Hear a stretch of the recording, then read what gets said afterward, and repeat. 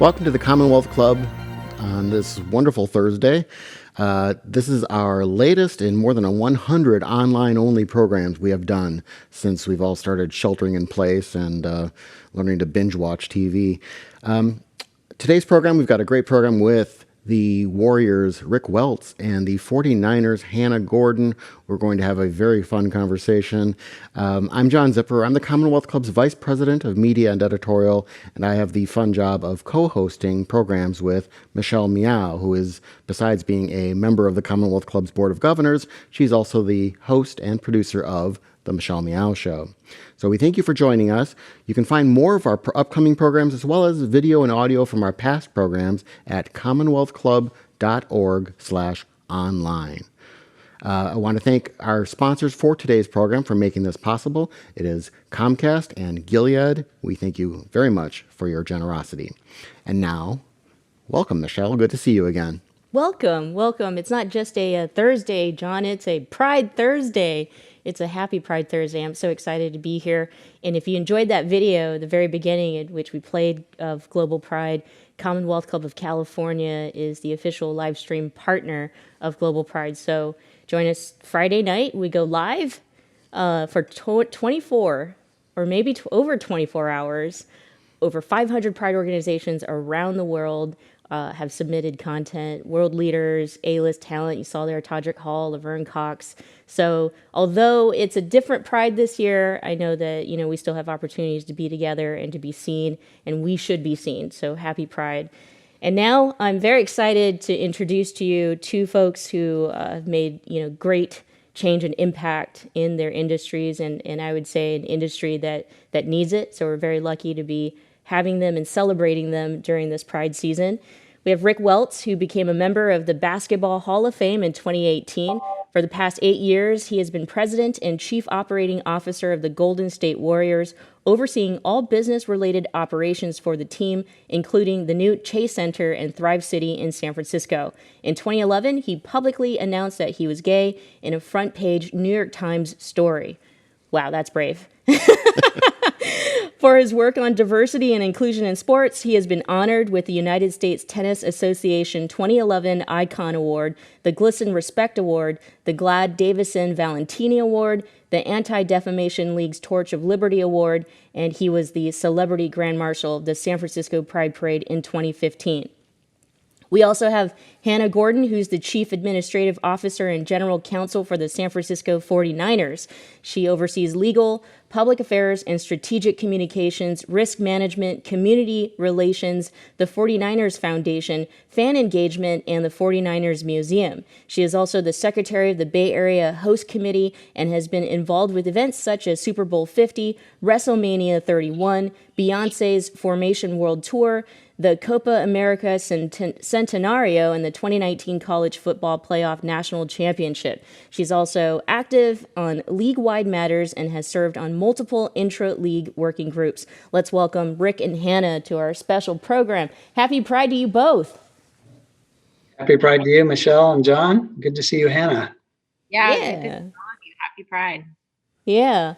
So, Rick, you've shared your coming out story, obviously, to the world in a big major way, and we're going to touch on that. While it is normally traditional here, and we ask all our guests for the coming out, I think we'll start with that first day on the job. Not very many people get to work for the NBA or the NFL.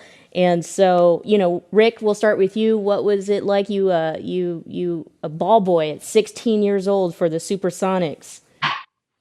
I actually have vivid memories of that day. It was, I was walking into the Seattle Supersonics locker room. These have been my heroes. I watched the team from its inception, and it was thrilling, right? I was walking into a place I never thought I'd have a chance to be in, an industry in sports that I always dreamed of being a part of. And I did learn a lesson that day. I will tell you that the two players who went out of their way to even acknowledge my existence or maybe even be nice to me.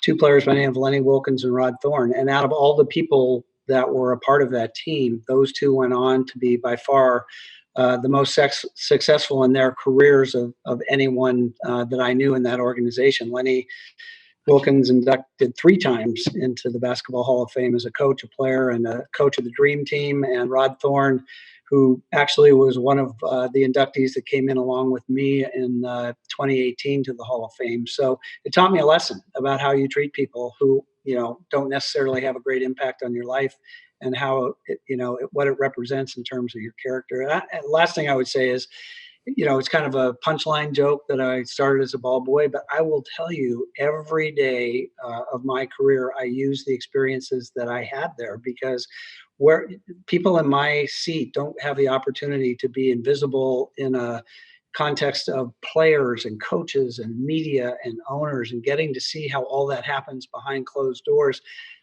Those dynamics really haven't changed since that time. And I had a kind of an unusual education in my industry by just being a fly on the wall in that environment. That's so awesome. And then Hannah, this is special because I think the perception is not very many women, get to go as high as you have, in the NFL. But let's start with the first day on the job. And I would assume that maybe that position were not the ones that I've listed here. That's correct. So I was not a ball boy, but like Rick, I think my first job in sports is something that I still use to this day, which is I was the first female football beat writer for UCLA's Daily Bruin. And so my first day covering football, I remember our defensive coordinator sat down next to me on the bench as I was watching practice, and he said, "Which of the players are you dating?" And he didn't say which player. He said, "Which of the players?" And at first I was very confused. I was like, "None of them. I'm the writer for the student paper." And he said, "Oh, I know. Which of the players are you dating?" And I said, "Okay, now I understand. This is not going to go exactly how I planned." But it was funny because then by the time I was done covering the team 2 years later, he was completely accustomed to me being there.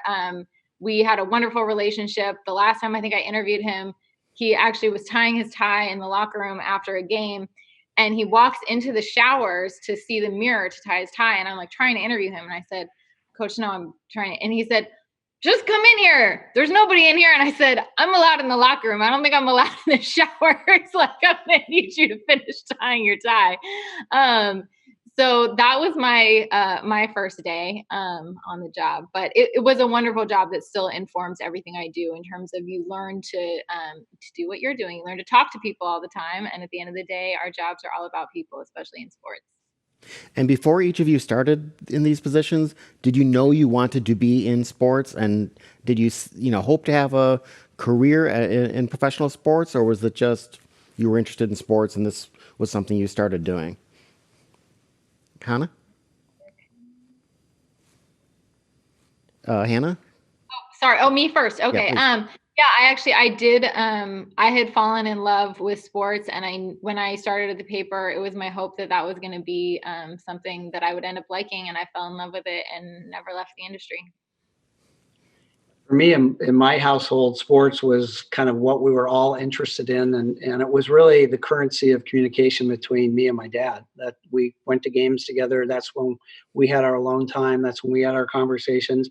And I fell in love with the games that were going on. But for me, it was a little bit different. I think I more was captivated by what I saw going on in the stands. When I saw, in Seattle, when I saw 14,000 people who had absolutely nothing in common getting together because of their mutual interest in this one thing and what it meant to our community. It was the first professional sports franchise in Seattle. And to me, I think the connection of the importance we can play in the culture of a community is really what drew me to the industry. That's so awesome.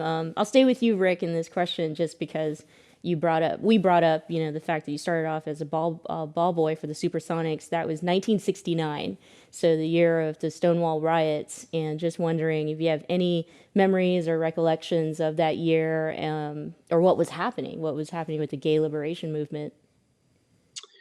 I was 16 years old, and I was at a place where I knew I was different, but I hadn't reconciled with myself that this was going to be my sexual orientation forever. So I would say I was interested, but in some ways I was disconnected. You know the Macklemore song that talks about those people that have certain characteristics as a stereotype. I was guilty of that. Like the people that I saw who were involved in that movement, I couldn't relate to. It didn't seem like me. It was I wasn't like that. I didn't think. So that was part, my love of sports didn't fit the stereotype, things like that. So I was always really interested whenever a story would come on or whenever I could hear the word gay, but it just didn't feel like it was me yet. So I don't, those are more impressions than memories, but that's kind of what I remember of that time.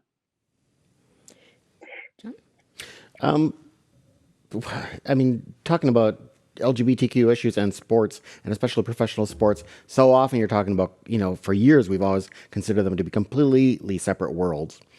And now there's just been a steady increase in the number we interviewed a college basketball coach who recently came out, soccer players, various other athletes in a number of different leagues and type. Do you think there's been both of you really from seeing the insides of how teams work and such, has there been an attitude change within teams as there maybe has also in the wider society, or have those attitudes kind of always been there and just kind of waiting for this to break out? Does that make sense? Rick, I don't know if you want to go first. I mean, I know in football, I think people stereotype us in a lot of ways as perhaps non-gay friendly sport. And I hope that people get to see that changing. I think that within locker rooms, people's outside perception is very different than what it's been inside. Like we've had, before I was there, players who were out within the locker room, but maybe weren't talking about it publicly, because it's very different to talk about your life with your coworkers than it is to go out and talk to the media about it, and who felt accepted. And we actually just had a panel on Monday of one of our coaches who's gay, former NFL player who's gay, an ally, and then one of our broadcasters who's gay. And they were talking about their experiences in football, and it, not always being a welcoming environment, but sometimes more due to fears around family or things that coaches said more than teammates. And I do want to acknowledge, I think for us as an organization, we had a really painful point in 2012 where one of our players, during an interview, we went to the Super Bowl. And during the interview, there was a shock jock, which is, sort of a genre that I really dislike for a lot of reasons. It is a particularly homophobic, racist, and sexist genre of media, who came up to him. And the first question he asked him, because a lot of this got lost in the storytelling, was, and it was a Black player, he said, "How many white girls are you going to bang this week at Super Bowl?" And it was such a racist, sexist question. And he continued to badger the player and then essentially put the player in a position to, quote, defend his masculinity. And when the player said none, he said, "Oh, well, how many guys are you going to bang this week then?" And that's when the player said something that was very ignorant around, "Oh, we don't have any of that sweet stuff in our locker room." And the player deeply regretted what he said, and was somebody who had gay family members who didn't have, hate or fear in his heart. But I think it was really illuminating, not only for him, but for our whole team, around having conversations about A, how hurtful comments like that are, and B, that saying something that's ignorant, even if you don't think that you have hate in your heart, what you are supporting is hate and is fear. And so I think it was a painful but really necessary lesson for all of us, and something that certainly the young man learned a lot from. But it also, for me, the way that interview came up, a reminder of how intersectional all of these issues are, and that especially in the time that we're living in, I think it's important for us to keep in mind that, sexism, homophobia, racism, these are all interrelated concepts that are used to oppress people. And so we have such an opportunity when we all come together to address them collectively, understanding our differences, but collectively. Rick? I think first thing is the obvious that men's professional sports still has a long way to go, and we have made some progress. I think we've set the right tone in terms of what our league has done. I'm proud of what the NBA has done and the stands that they've taken. You know, I never imagined in 2011 that I would get to ride in the New York City Gay Pride Parade in an NBA float with the commissioner of the National Basketball Association. That's not something I would have envisioned, but I think from the top of the organization, we've kind of set the ground rules on what's acceptable and what's not acceptable and what we believe in. It's another, it's always a question I get asked. I'm sure Hannah does too. Like, when's the next athlete coming out? And it's such a complicated question because, we forget that we're dealing with 20 somethings, young people actually with limited life experience because they've been such an incredible athlete from the time they've stepped on a field for the first time, that their experience is different than most of us. In our league, you have about 4 years on average to earn a living in the one thing that you've been better at than anything else, and the only thing you focused on as a profession. That's your limited earning time. And the players that I talk to, in asking like what the boundaries are here, I hear more that there is not concern that their teammates wouldn't accept them or their organizations wouldn't accept them. But what we do is to create a winning atmosphere is an incredibly delicate balance. And, the best thoughts that I've heard from players are, I can understand why a player would not want to bring this overwhelming attention on him into that locker room at a time where that chemistry is so difficult to achieve. And it could be just potentially very, very disruptive to what the player wants to accomplish as a teammate and being part of a winning culture. So, I think it could happen tomorrow in our league, but it hasn't happened since Jason Collins came out. And it's not because we don't have gay players in our league. It's just because they haven't reached a point where they feel personally the comfort that taking that step is what they want to do. Hannah, you mentioned something about the intersectionality and all of these things coming together, and I just kind of wanted to get at, obviously, we're at a time of, besides COVID, besides an economic collapse, of massive demonstrations, and where I'm going is, we're seeing NASCAR banning, the Confederate battle flag. We're seeing the Mississippi Southern Baptist Convention saying yes, take that flag, change the state's flag to get rid of the rebel flag. We're seeing organizations that you would not normally expect to come out and make forthright, public stands on things that are doing it, and to me, it seems like we're at a moment where seems very, very different from the Ferguson marches and other things. From within a large organization and a large league, do you see that as well? Oh, absolutely. And I think what you're talking about is the result not only of people physically protesting in the streets, but it's people using their economic power through their purchasing power to force corporations and brands to be more responsive to their values. And I think that that's really positive. I think that's exciting. And I think that young people are demanding that of us. So I think it's wonderful. And we've had a lot of conversations. We have players who've been very active in this space, and that's been exciting to see them engage in that way. Because as Rick said, players for the most part are usually in their 20s, right? So they're like every other young person who's experiencing what's happening right now. And they have a very big platform, but they're also still coming into their own, right, as sort of civically engaged citizens, and just like any 20-something is.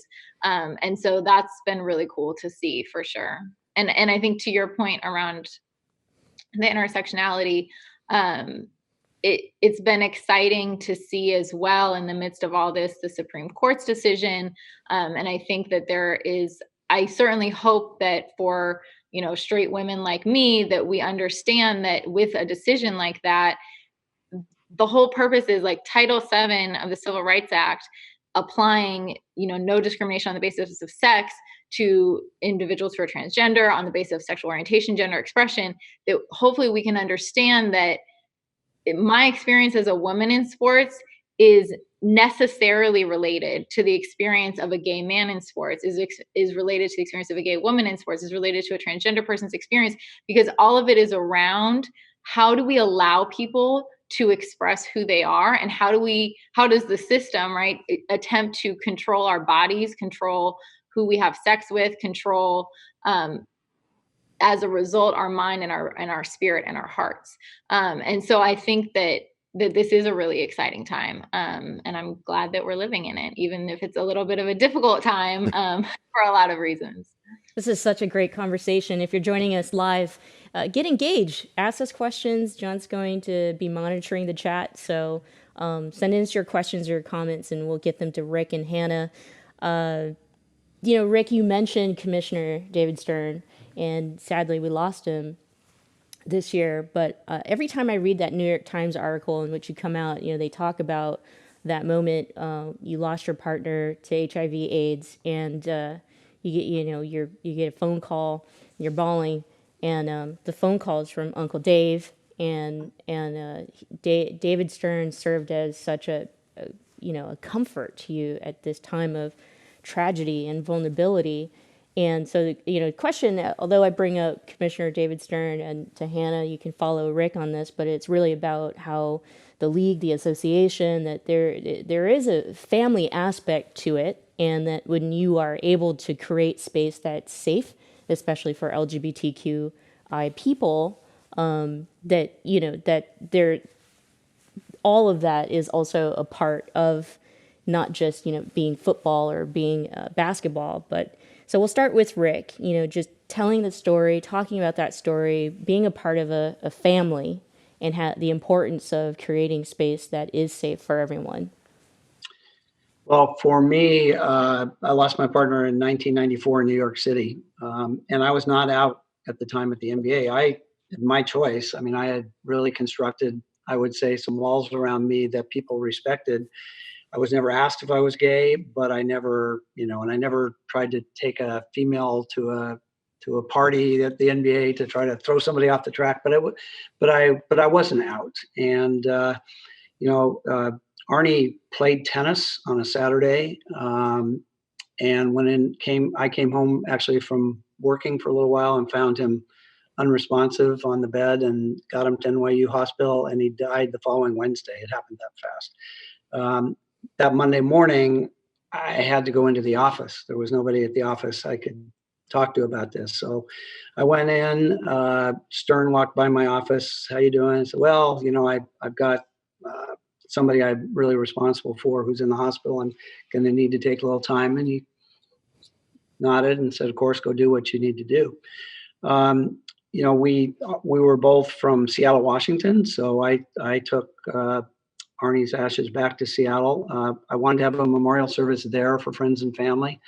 I ran one ad back when newspapers were the thing in the local Seattle paper, suggesting if somebody wanted to donate to a scholarship fund in Arnie's name, here's how to do it. And on the way back from that, go back to New York, I picked up a stack of envelopes that were in a post office box, and very gratifying to see people who wanted to reach out and recognize. I got to one envelope that said Scarsdale, New York. I'm like, how would anybody in Scarsdale, New York have any idea about that this even happened?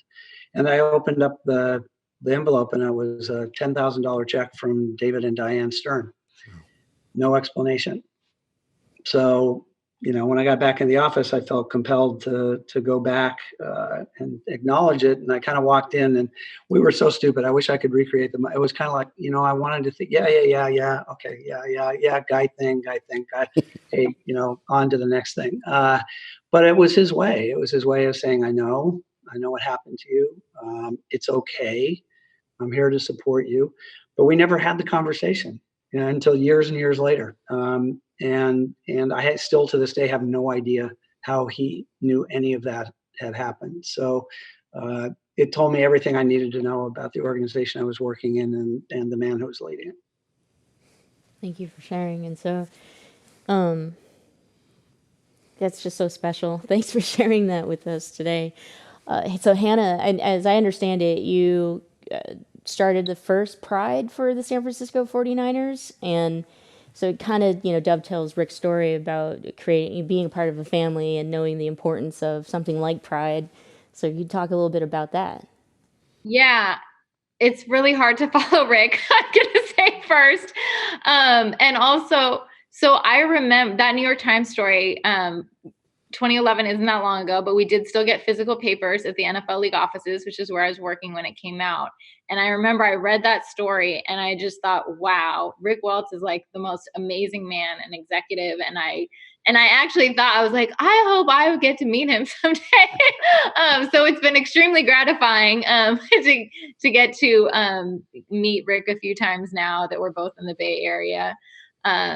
And it just is somebody I admire so much. And I mentioned earlier that we did this 49ers Pride, which is our fan platform for the LGBTQ community and allies. We did an event on Monday, and one of the things that that some of the players brought up was how important it is to have people in the front office who are gay, that they know that there are people like them who've risen to the top of organizations. And so I just, Rick is such a hero to so many people for so many different reasons, but I think that it just sends such an important message to athletes of all backgrounds. And also I wanted to touch just on sort of the historic aspect, because we talked about Stonewall, which I was not around for, but I grew up in Oakland in the Bay Area. And as we're in this pandemic, my parents were commenting, like, I wonder how this is sort of hitting my niece and nephew. And it made me reflect on, growing up in the Bay Area in the late 80s and early 1990s, in my elementary school, 3 of our elementary school teachers died of AIDS. Wow. All 3 were gay men, 2 of whom were out, and were beloved. Like, they were, 2 of the most beloved teachers in our elementary school. And so as I was thinking about that and just thinking about their memories, and also, thinking about as a child, there are grownups who are dying, and that's horrible.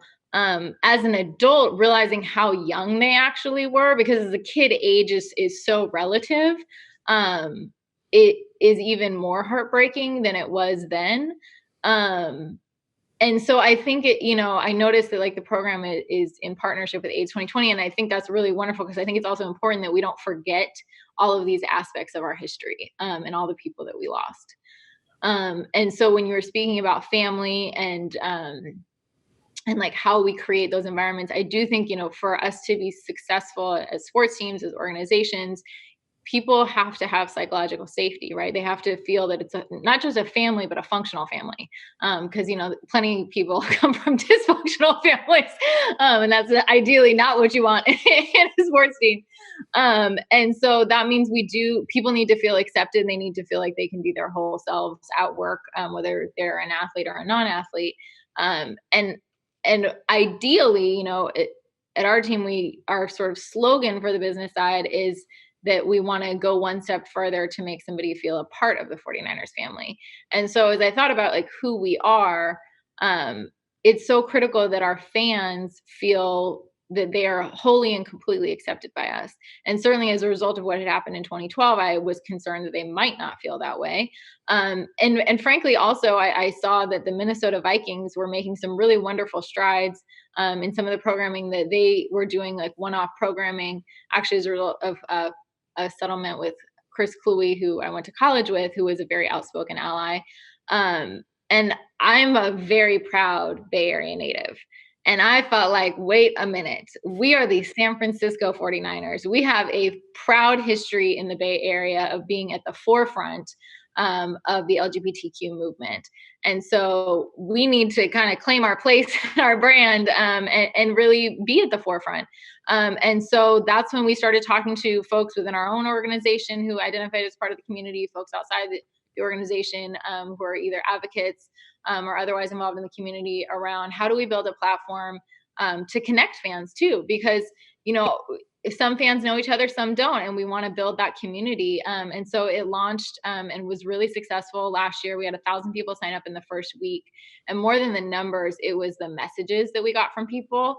People sent us videos crying, telling us, that even though they never felt that they weren't accepted, like this felt like not just that you're being tolerated, but that there was somebody with open arms saying like, I want to see you and identify with you and welcome you in. And so that was really awesome. And so this past fall, we did our first away game watch party in the Castro, and we had a drag queen halftime show that was like amazing, super awesome. And then now, obviously, our programming is virtual right now, but we are still connecting. Thanks, actually, for mentioning the AIDS 2020 conference. This huge international conference was going to happen both in San Francisco and Oakland this year, and they are now doing it all virtually, and as well as partnering on some programming such as today's. But let's get into what that means for you guys, because of course, I assume we're talking to you from your homes. What are your work days like now, and how are your teams as organizations and as athletes? What are they all doing right now? What are they looking forward to do? What's different for them, or what can they do? Unless everyone's staying at your houses. Rick, you first. Sure. I really had no idea what to expect. I guess none of us did, and it's so different than what I thought it would be. We have about 550 full-time employees, counting Chase Center and the Warriors combined. And the day that we met, a day before the shelter-in-place order came, and we told everyone that we're going to be working at home for a while. I got to tell you, I was the biggest skeptic in terms of being able to disperse 500 people and actually be able to run our business. I am a total convert. I'm so amazed at how well this works. I don't understand how I can be twice as busy as I've ever been in my entire life. I'm probably also accomplishing next to nothing, but every day is filled doing just what we're doing now. We're talking to people inside the organization. We're having our meetings. We're trying to figure out how we're going to get through all this. We're figuring out what the world's going to look like in the future. It's hard for the players because our practice facility, which is part of Chase Center, was closed. There was no organized way to work out. Steph Curry actually had to build a basketball goal in his driveway, which I would have really enjoyed seeing because I'm not sure he's the most handy with a tool belt. But everyone had to kind of figure out what to do on their own. We have been now reopened for a few weeks with incredible protocols, limited number of players that could be in our practice facility at any time, no interaction between the players. They all have their own ball, their own equipment. Everything gets cleaned between every timed interval that you have to work out, very limited staff. We're going to be moving to a little more basketball activity. We're not one of the 22 NBA teams that's going to Orlando to finish the season. As I said, I think before we started, we picked a really good year to suck after 5 straight trips to the finals. So everybody is focused. It's working incredibly well. I don't think it's a substitute in our industry for the face-to-face contact and creativity that comes from that, and just the relationship building that we get through having direct interaction with people. So I don't see it as a substitute, but it'll change the way we work forever. I'm convinced. There's a lot of things that we did out of necessity here that will now become much more standard in terms of how we run the business. Hannah. Yeah.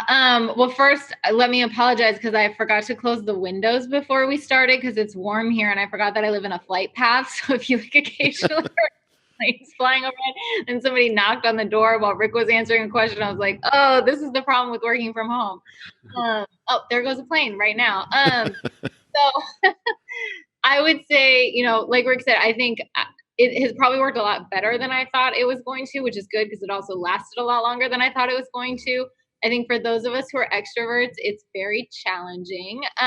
But every introvert I know absolutely loves it, thinks it's the best thing ever. And I think it has changed the way that we work. But as Rick said, I don't think, especially obviously in our business, it certainly does not replace in-person contact. And I think, we were talking beforehand about Pride, and like, what I love about Pride is you are out there with other human beings. And that's what I love about sports too. So I'll be very happy when it all returns. I wonder what were your Pride plans before COVID? I mean, did you have a plan to ride on a float this year, or?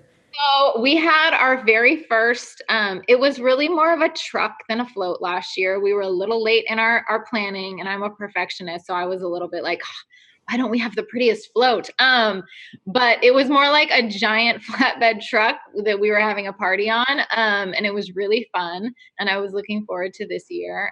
So I am sad. Yeah, it's okay. It's okay. Maybe a truck or a float will drive by your house instead of the plane, a Pride one. But Rick, I'm such an athlete. I think that the Warriors get the golden trophy every year just for being the Warriors. And so just you wondering, if you had did you have plans to come out on a float with the trophy again? Or and also, where are the trophies now? They're safely tucked away at Chase Center. We'll let you come down and touch one anytime you want to. But our diversity and inclusion council at the Warriors. We had big plans this year. We as a company certainly march in the parade. I think this year we were going to join with Kaiser Permanente and do something bigger than we'd done in the past. But in the middle of March, in the middle of all that planning, we all had to realize we'd be doing something else and marching in a parade. Mm. John? So, are you using this time to prepare for what it will be like when you actually start playing in games again, or when you start getting back to training camp in the NFL? Or is this? It sounded like a lot of what was taking place was just kind of the the back office stuff that could continue going. Is there a lot of planning ahead that's going on right now, or is it too many questions about, is the coach going to be staying at home and calling in plays from an iPad or something they'll hang in front of the players? John's That is a new idea I've definitely not heard yet. That would be great. No, very creative. I like that you're thinking outside the box. Yes, there's lots of planning happening, and it does take a lot of time. So even though we're at home, we have been working quite a bit. I'm also realizing that I forgot when I brought up Pride to plug the fact that I have on our Pride shirt.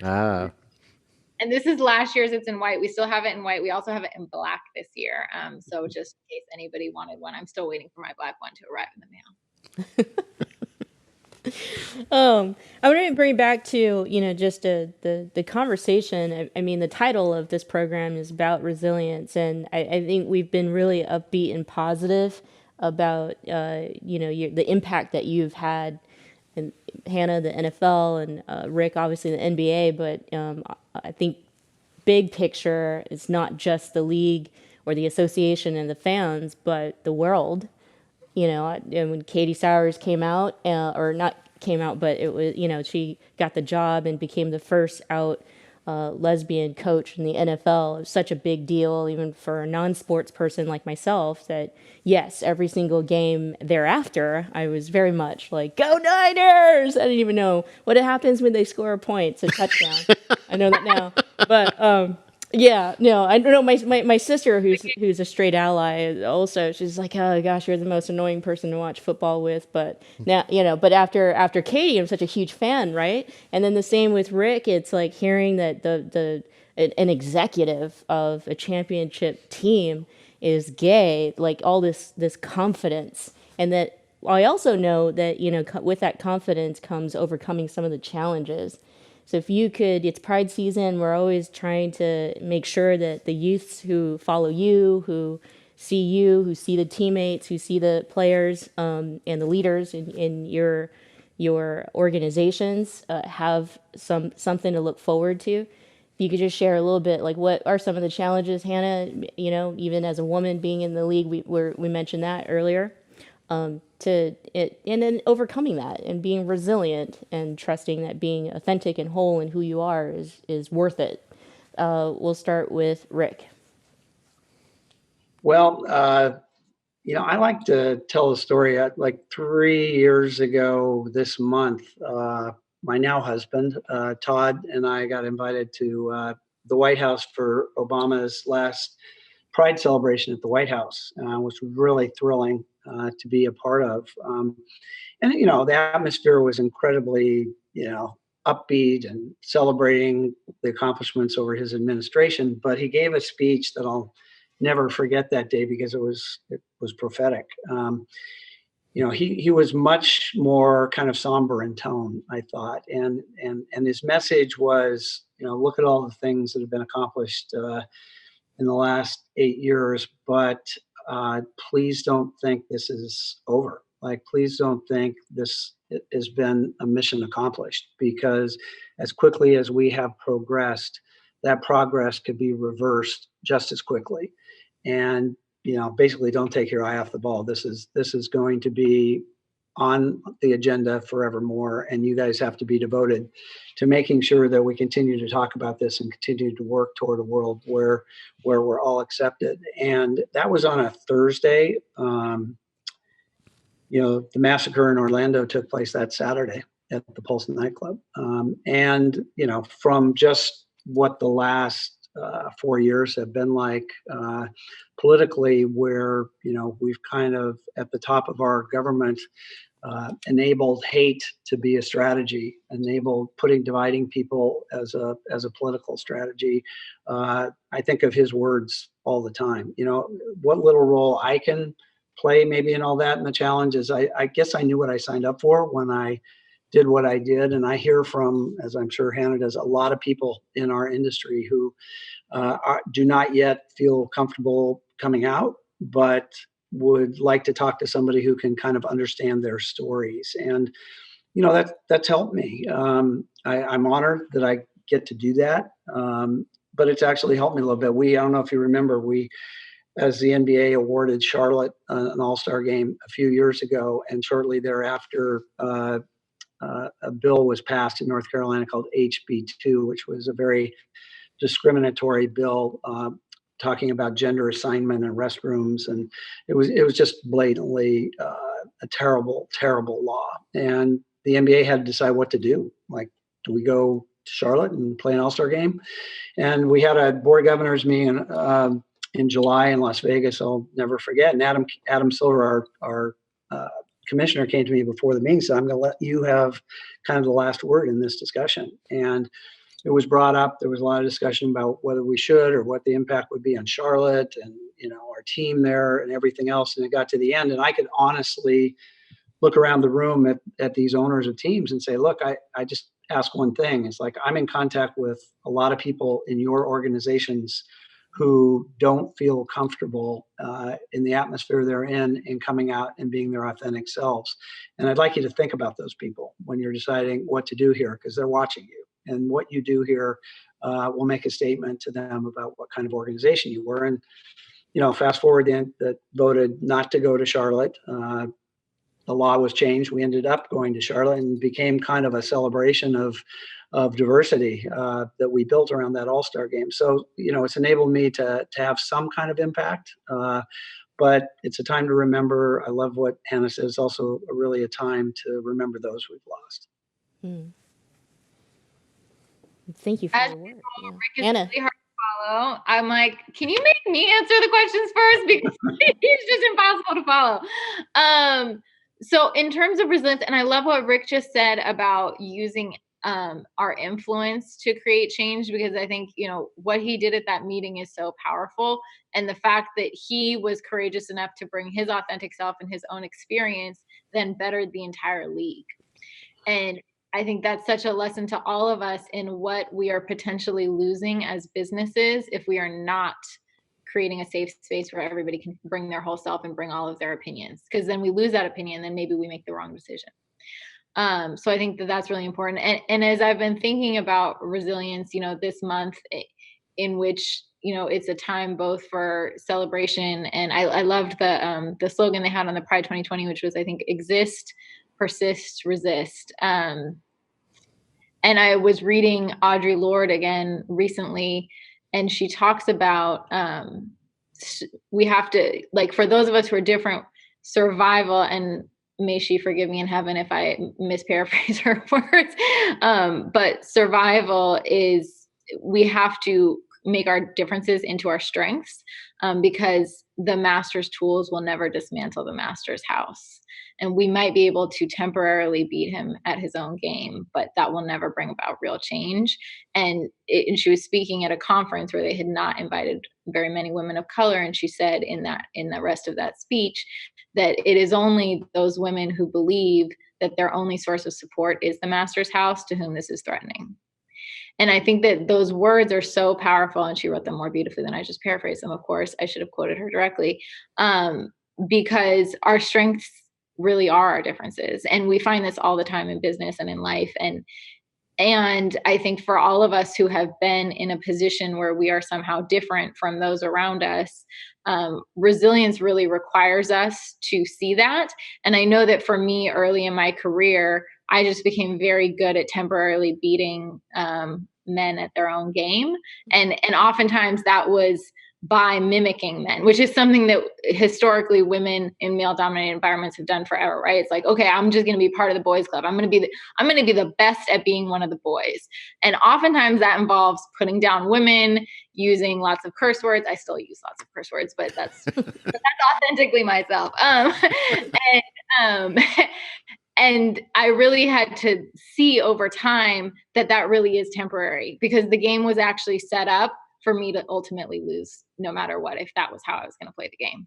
And so when we talk about resilience, I think I do take so much strength from knowing all those who have come before across all different experiences, having to move past any type of oppressive system. And then secondly, I think you get that resilience from within, including giving ourselves space to rest. And I think that's one of the things that's been an important thing that people have brought up this month as well, is that it's exhausting to battle all the time, or to be different all the time. And so we also have to give ourselves space, for that mental health day and for that self-care. Mm. Okay, Hannah, we'll give you a question that's first before Rick comes and gives one. Yeah,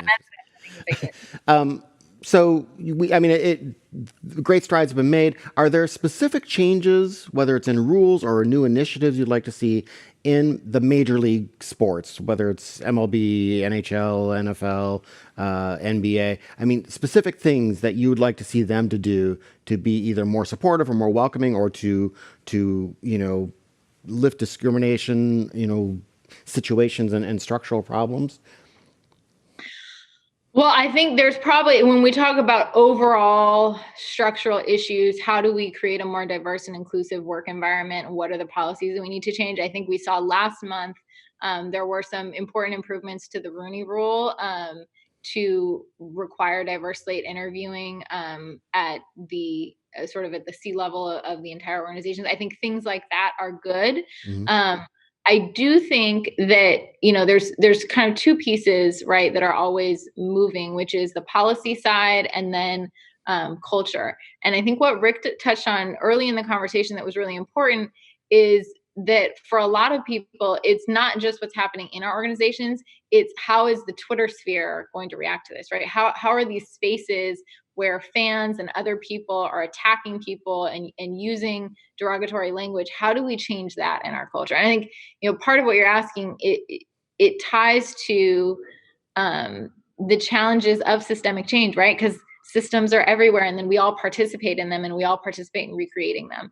And so how do we look at those, both from a policy perspective, but also from our individual behavior? Because I think sometimes when we focus just on policy, people don't take responsibility for their individual behavior enough.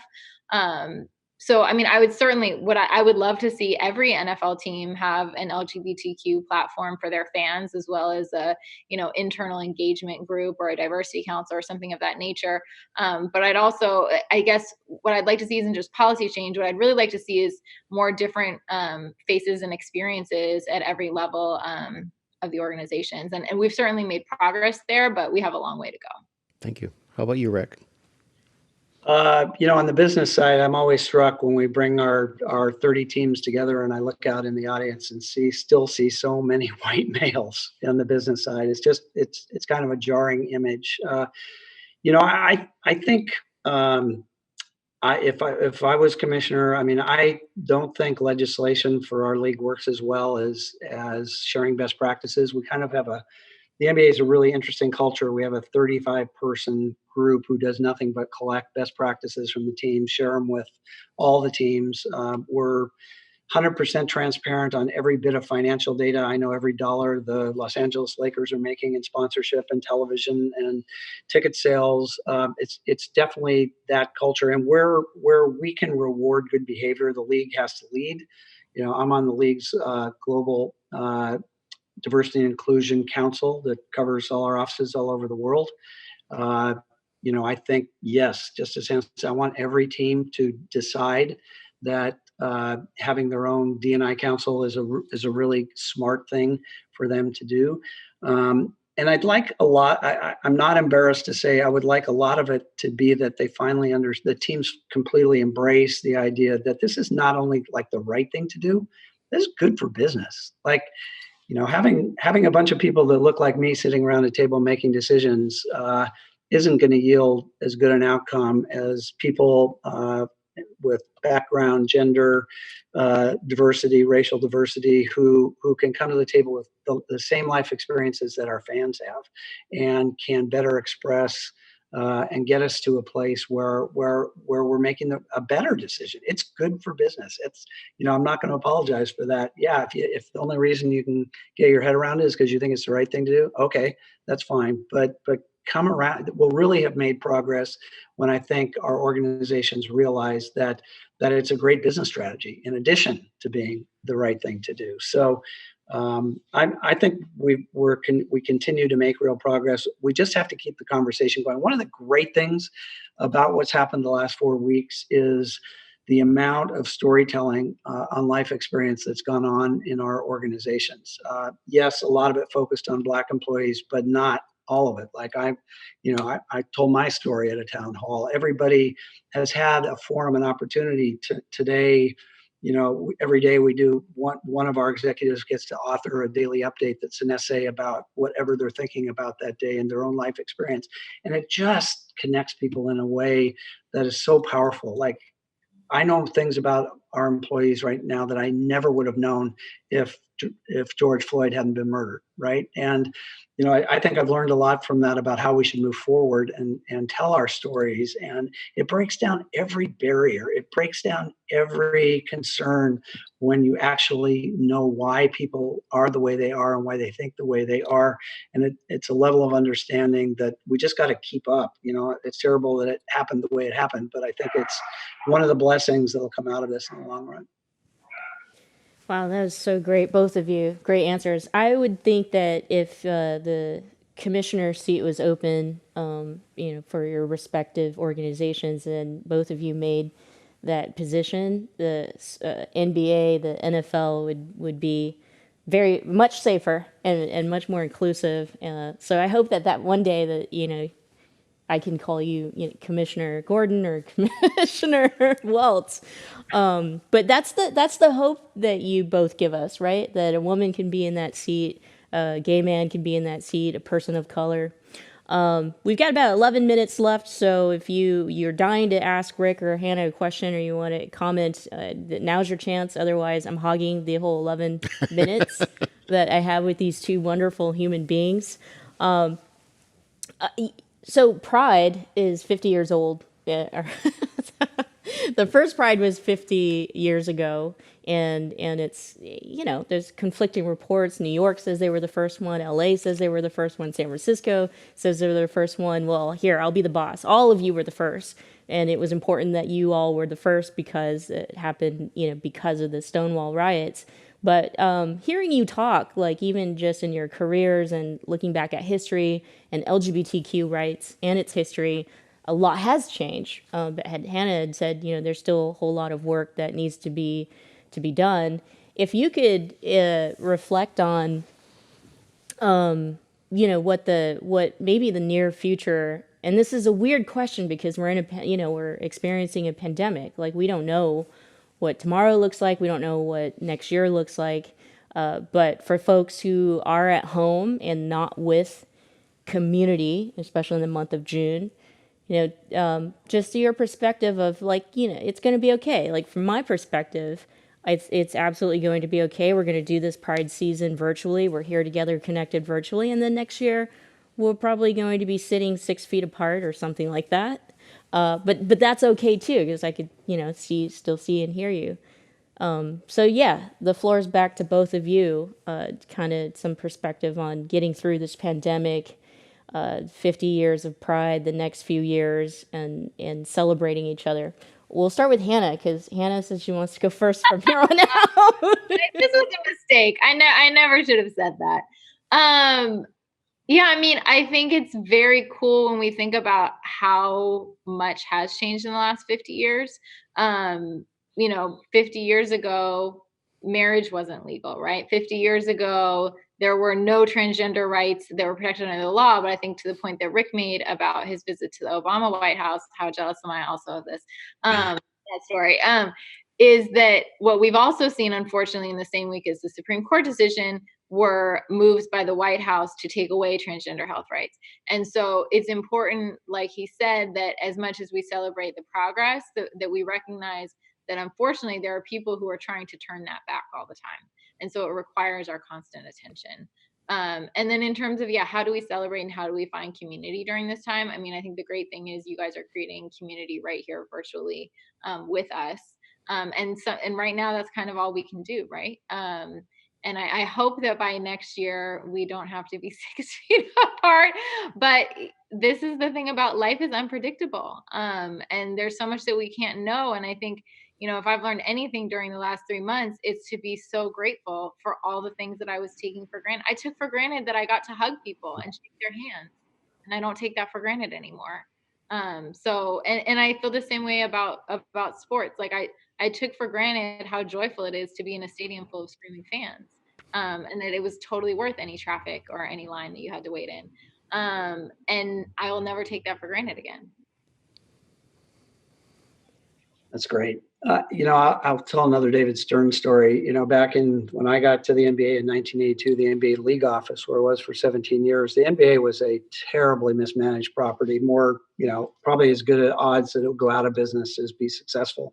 And Stern always said, we just can't dwell on this moment. If we do that, we're going to be nothing but discouraged and we won't get to the right place. We got to just focus on what the future can be and spend every day thinking about if we believe in what that future can be, then every decision we're going to make along the way is going to be focused on that, not on trying to solve an impossible problem that we have right now. And I think, that focus on the future, I guess that's what Hannah and I are trained to do, like in our jobs. We never expected it would look like this. But I think there is hope and to stay engaged on thinking about that future and, what steps have to happen to get us there is in some ways it's exhilarating. It opens up a lot of creativity, channels a lot of energy. It keeps you connected with the people that are important in your lives. And we have to do all those things, I think, to get through the crisis that we're going through right now. Okay, Rick. So you find yourself, say, at any time now, you're at another Pride celebration at the White House. President Trump comes over to you. Mike Pence is with him. They're glad handing everyone. You get your chance to say whatever you want to him. What would you say to him? Well, I wouldn't be there. As you know, we have been specifically disinvited from the White House twice after winning championships because the current administration didn't want our team in the White House. So I wouldn't be there. They probably didn't want you there because they're so unused to winning. You would intimidate them. John, we're going to be off the air now. Just kidding. Hannah. Is there a follow-up to Hannah? Sure, Hannah, you're at the White House. What would you? I think you've got something to say to him. No, I don't know what I would do in that situation. I can't imagine that I would actually be there, sort of like Rick. So I think it would be hard for me. I mean, it's been really hard for the last 4 years. When we talk about, having respect for other people, and I deeply respect the office of the president, and I am very passionate about America and American democracy. And so it's very difficult for me. I think you also posed this as a hypothetical in which they were having a pride celebration there, and that sounds a little far-fetched in this little fantasy that you created.